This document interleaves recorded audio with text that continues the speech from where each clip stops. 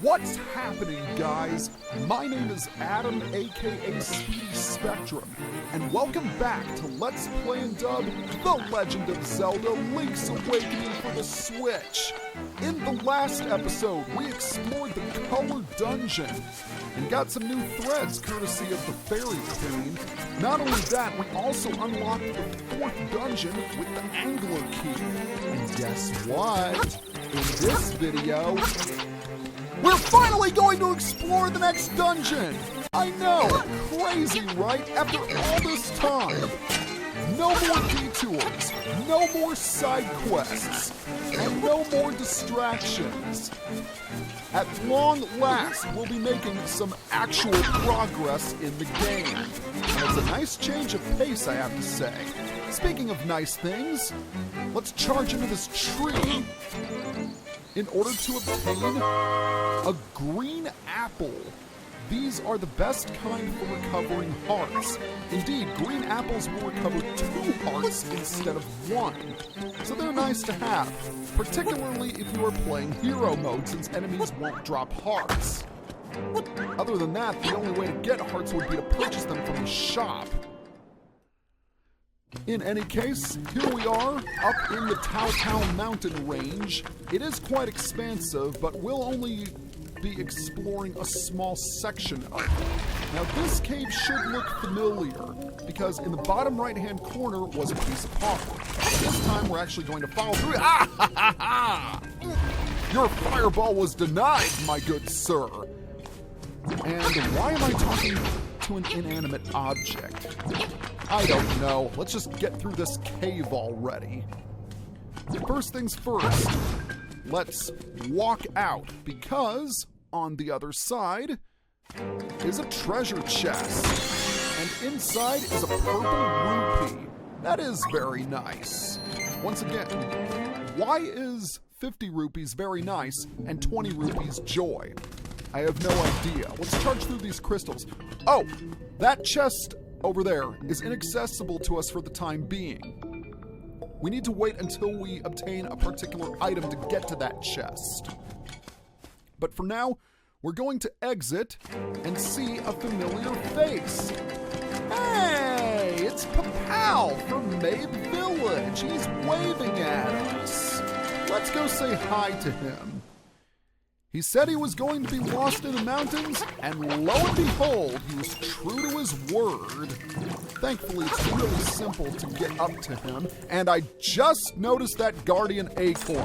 That ticks me off, and that also ticks me off. In fact, that chest was a dud. Alright, I'm officially ticked off now. Well, I won't be for long because Papal's going to give us something rather nice, provided we have stayed up to date with the training sequence, that is. So let's go talk to him. Yep, Papal got lost, just like he said.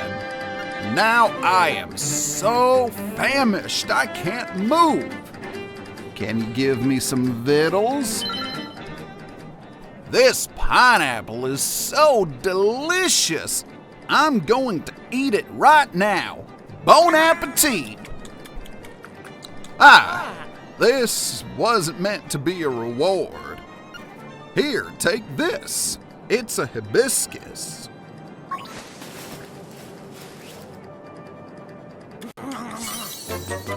Well, he didn't think it was a reward, but I'll gladly accept it as such. You traded the pineapple for the hibiscus. Delicious! Yum! I'm filled with energy now. He says he's filled with energy, and yet he's going to lie down doing nothing. On an unrelated note, what does the word victuals mean? I have no idea. So instead, we're just going to head all the way to the right. Now right here is some deep water. Unfortunately, we can't swim through it. So instead, we're just going to jump off the ledge and head into the next dungeon. Level 4, Angler's Tunnel. This place is quite the step up in terms of difficulty from Key Cavern. but not by much. And, oh, piece of power! That's what I like to see. But as I was saying,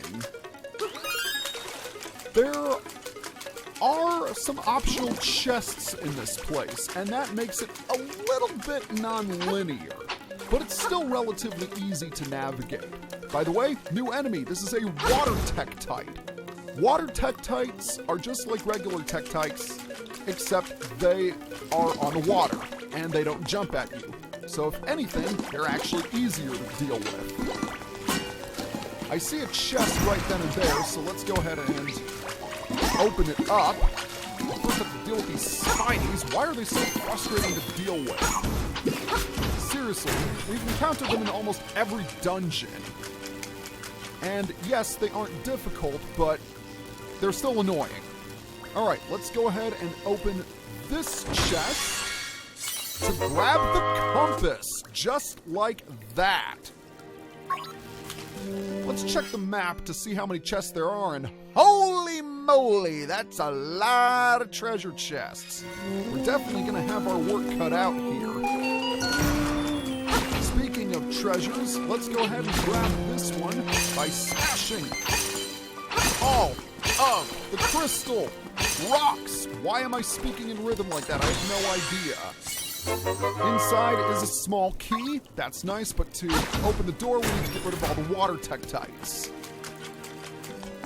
Okay, we could open that door right there, but we aren't going to just yet, because on the other side of that door is a locked block. And I'd much rather have 2 keys than 1. Alright, we're gonna head all the way up here, and we can get a good look at the dungeon layout from this point. But what's even better is this chest. Ta-da! We've got the dungeon map just like that. You find the map and the compass really early, which is nice. And we're gonna head down here because, yep, there's another chest for us to grab. And take a look, it's the stone beak. All 3 main items in the dungeon, or not the, you know what I mean, the standard items in the dungeon. All 3 are found right off the bat. And that Zol committed suicide. That's hilarious. Okay, you see the pit? Pegasus boots plus Rock's feather. No problemo. We have another new enemy to deal with, but first, this block is cracked. Set a bomb near it and blow it to pieces. Right there is a pea hat. We'll talk about it in a moment, but we've got yet another small key. Very, very nice. Pea hats are invincible while in midair, but they are vulnerable when they land. So we'll get rid of you, and that will clear the way. Might as well get rid of you as well, because no one likes you. So we'll continue to move up, and oh, yikes, we've got anti-fairies. Let's see if we can take them out both at once. We can! Nice! That's the way to do it, boys and girls. Let's bomb some more blocks. Yeah, if you look really closely, you can see those blocks are indeed cracked. And this chest contains yet another small key. Thankfully, there aren't nearly as many small keys in this dungeon as there were in Key Cavern. Well, we're done on this side. And why did I do that? That water is too deep. We can't swim through it. Oh, Guardian Acorn, Guardian Acorn. That's what I like to see. Let's head back to the other side and jump once again. I just need to check the map for a bit.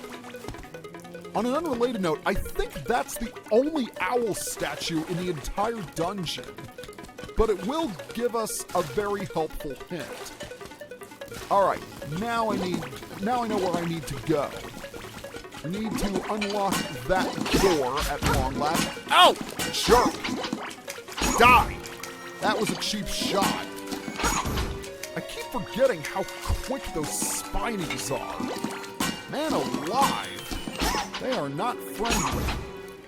I don't know which is worse, Spinies in Zelda or Spinies in Mario. They're both equally annoying if you ask me. Unlock this door, and now we're in the bottom half of the room where we found the stone beak. I'd rather deal with water types than Spinies any day. Now right here is yet another locked door. And we've got a chest that is inaccessible to us for the moment. We will be able to grab it. Oh, another guardian acorn. Very nice. Okay. Run and jump. That's the way to do it. Dive, dive. All right. So I am going to go ahead and take a drink of water because right now my throat is a bone dry pit and I don't like that.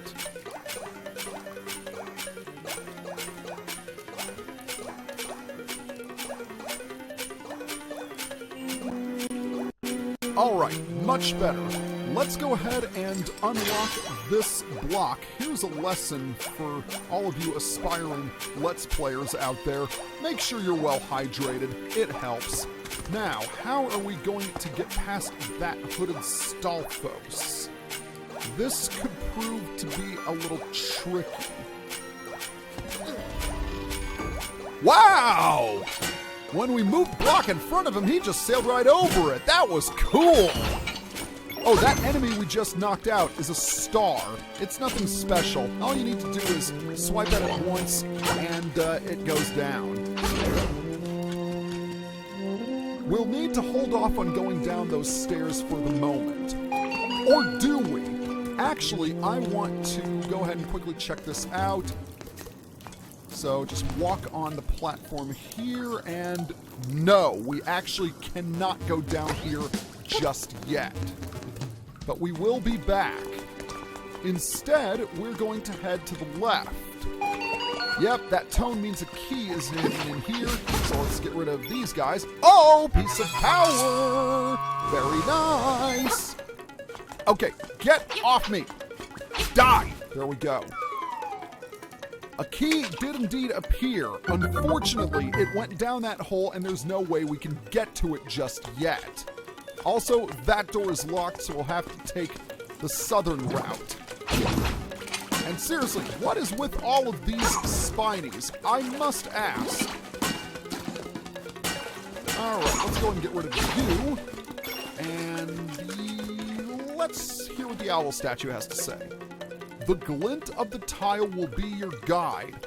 That is an important hint you will want to keep in mind for a particular puzzle.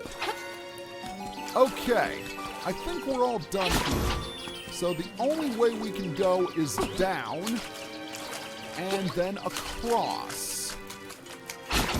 This entire area is flooded with deep water, so there's not much we can do here just yet.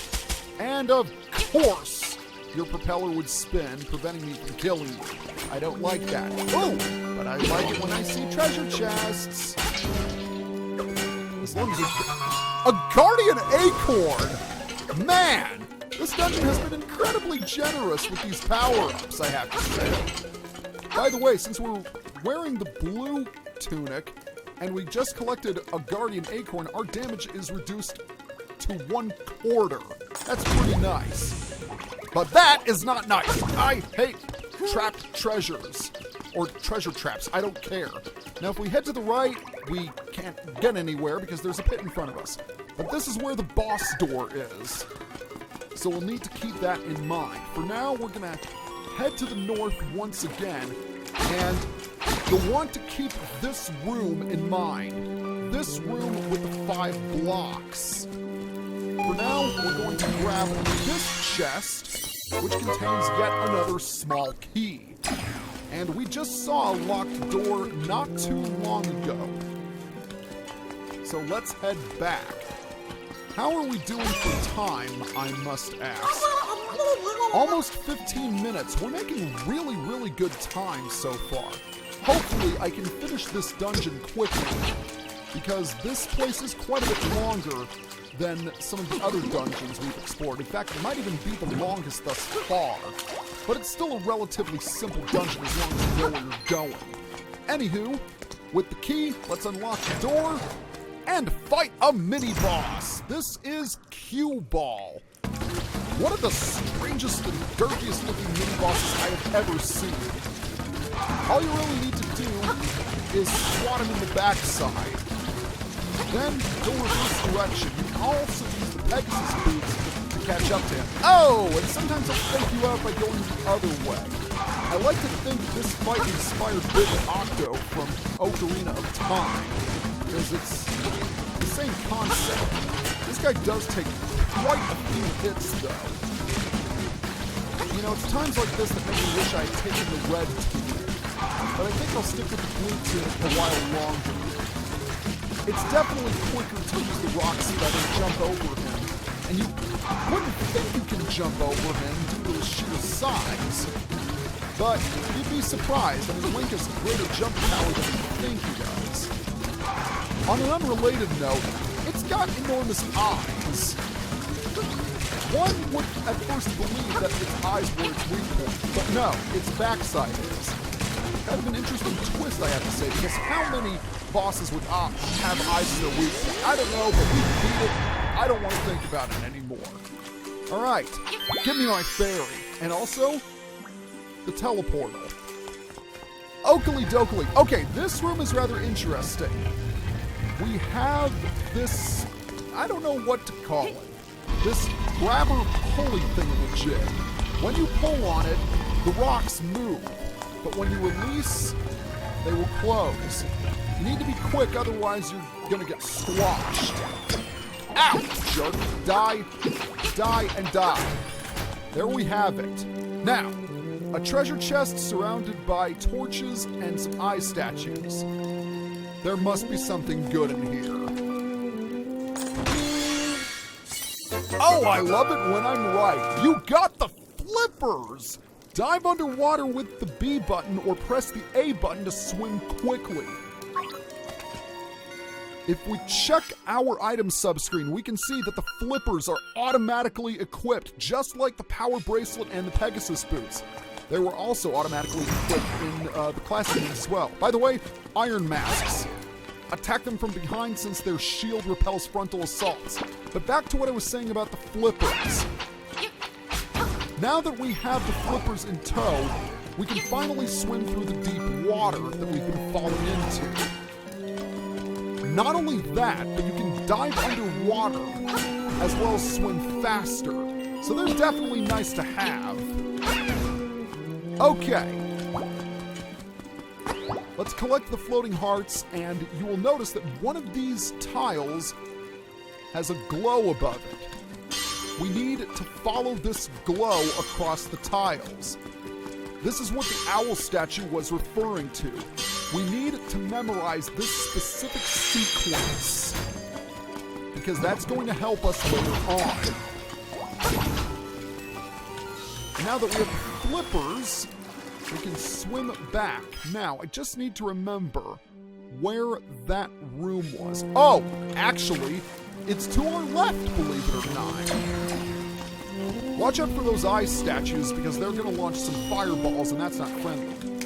Okay, first things first, let's get rid of the tectites. They will only serve as annoyances. Now, if you remember the sequence correctly, it's this one, then that. You're kind of making a backward Z with the first 4 tiles, and then hit the center one for the last. And take a look. With the tiles activated, a staircase appears, and we'll meet a new enemy. It's a Mario throwback. Meet Thwomp. It doesn't look as scary as it did in the Mario games, let's be honest, because those Thwomps were angry. I mean, they had a real... Oh! Jeez. That was unnecessary. Wait until it falls down, then jump on top of it. But as I was saying, those Thwomps had really mad expressions on them. Not to mention the fact that they were invincible. And so are these, by the way. All right, the nightmare key is ours at long last. We've got just about everything we need, but I am going to head back to the beginning of the dungeon because there was one... Oh, there's also another chest that I forgot about. Now that we have the flippers, we can go ahead and swim across to those sections we couldn't get to before. Inside this chest is a purple rupee. Speaking of rupees, we're definitely ready to purchase the bow after we're finished here. Oh, piece of power! Alright, take the teleportal back to the beginning of the dungeon. It was much easier in the classic game because all you needed to do is run right into it and then it would teleport. Okay, it's right up there, just a few screens over, so let's go ahead and grab it. I believe this upcoming chest does indeed contain rupees. So let's go ahead and find out, shall we? Wait for Mr. Peahot to move aside. And indeed it does contain more rupees. I think we've got more than enough rupees to finish the game. Well, it looks like we've collected everything in here. And now all that is left is to fight the boss. And I know just where to go. That is not the way to go because I want to go back to the portal. So warp ourselves to the mini-boss room. Now we need to move down, and we need to head back into the water to the left side, right here. Follow the path, and you see that switch up there? That's where we need to head. Ow! Alright, let's go ahead and collect that heart. No big deal. By the way, if any items fall to the bottom, you can just dive down and get them. So they aren't lost forever, thankfully. And I just realized I need a key. Okay, where could that key be, I wonder? Well, I actually don't know where it could be. So I'm gonna have to do some trekking until I find it. So until then...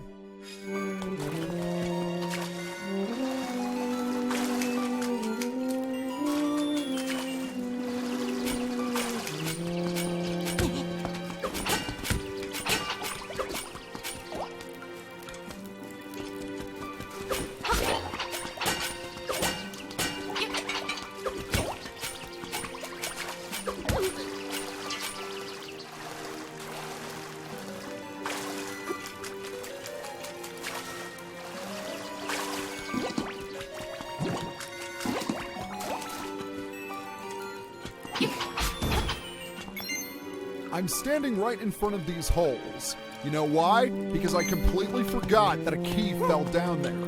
And now that we have the flippers, we can get to it. But first, I'm gonna get rid of you because you won't give me any breathing room. Dude, have you ever heard of the concept of personal space? Obviously not, which is why you had to perish. Alright, let's jump on the platform. Jump again. And then jump into the drink to grab the key. Now we are ready to confront the boss. Everyone has been there.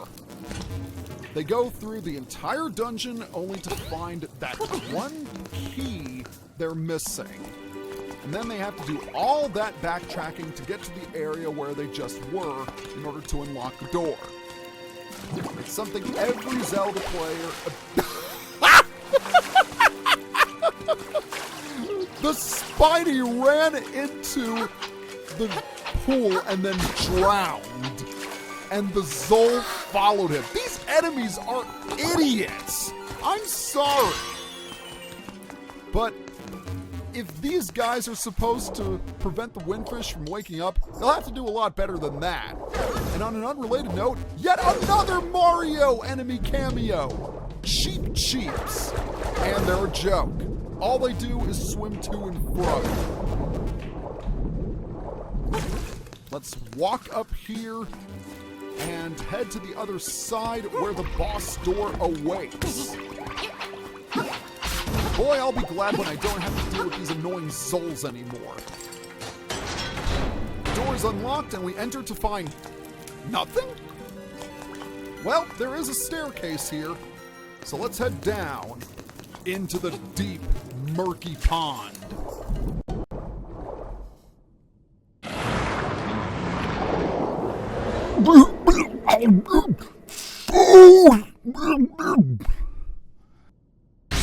What better boss in an angler's tunnel than an anglerfish? This guy is a joke. Widely considered to be one of the worst bosses in Zelda history, except he's a little bit tougher in this game. He's certainly more durable, that's for certain. Obviously, his glowing bolt is his weakness, and all you really need to do is slash him as many times as you can. He has two different attacks. He can roar to summon smaller fish, and he will also charge into the wall, causing boulders to fall. But I am just dominating this game. I have to say, this boss arena does look very cool. It certainly would be the evil lair of the water boss. But in the last game, you could just splash him and defeat him in about 4 seconds. And defeat quite as fast this time. But still, it's a really easy boss fight and rather pathetic. And with that, another heart container in our grasp. So let's head back up to the surface. Because we didn't come all this way here just to defeat a nightmare. Well, we did, but that's not the only reason. Right there is reason number 2. You got the surf harp!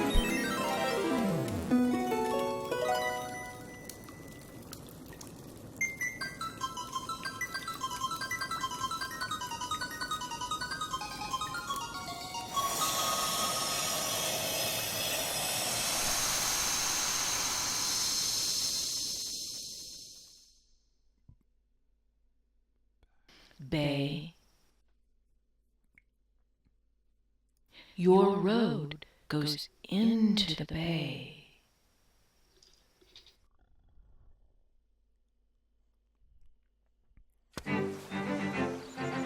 And with that, we shall end our video. See you guys next time.